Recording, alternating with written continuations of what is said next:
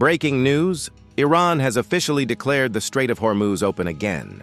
After weeks of tension, threats, and near-total disruption to global oil supply, ships are now allowed to pass through one of the most important waterways on Earth. But here's the twist. Even though Iran says the strait is open, the U.S. is still maintaining a military blockade. So what's really going on? Let's break it down.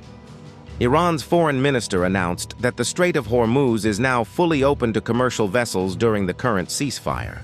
Ships can pass through again, but only along designated routes coordinated by Iran. This comes after weeks of conflict in the region, attacks on ships, and a near shutdown of global oil transport. At one point, hundreds of tankers were stuck, unable to move. Now, this reopening signals a major shift, at least temporarily. The Strait of Hormuz is one of the most critical choke points in the world. Roughly 20% of global oil, massive amounts of natural gas, pass through this narrow waterway. When it was effectively closed, oil prices surged, global markets panicked, shipping companies halted operations.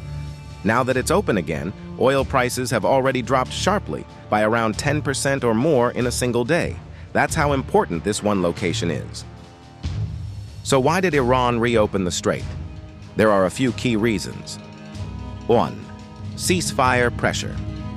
The reopening is tied to a temporary ceasefire in the region, especially involving Lebanon.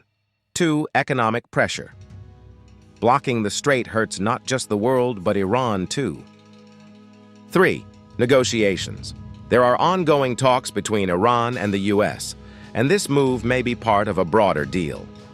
In other words, this is likely a strategic move, not a permanent decision. Here's where things get complicated. Even though Iran says the strait is open, the U.S. is still enforcing a naval blockade. Military forces remain in the region, and control over shipping routes is still contested. So technically, it's open, but not fully normal. Some analysts say this is more like a controlled reopening under tension, not true stability.